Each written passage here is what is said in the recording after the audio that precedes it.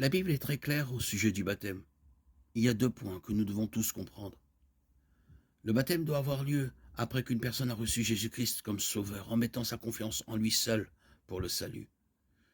Le baptême doit être par immersion. Le mot baptiser signifie littéralement immerger, submerger dans l'eau.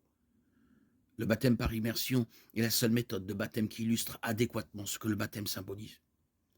Les croyants meurent, sont ensevelis avec Christ et sont ressuscités à une vie nouvelle. Romains 6, 3, 4. Deuxièmement, dans le cas de ceux qui ont été baptisés après avoir cru en Christ, mais par une méthode autre que l'immersion, cette question est un peu plus difficile.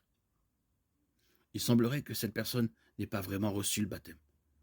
Si la méthode consistait à asperger ou à verser, elle ne correspond pas à la définition du baptême. Encore une fois, le mot baptiser signifie immerger dans l'eau. Cependant, la Bible ne parle nulle part spécifiquement de ceux qui ont été baptisés, mais pas immergés.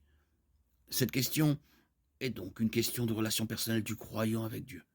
Un croyant qui a été baptisé de manière non biblique devrait demander au Seigneur de lui donner la sagesse. Jacques 1, 5. Si la conscience du croyant n'est pas sûre, il serait préférable d'aller de l'avant et de se faire rebaptiser de manière biblique pour rassurer sa conscience. Romains 14, 23. Avec ces 2 points clés à l'esprit, qu'en est-il de ceux qui ont été baptisés de manière non biblique?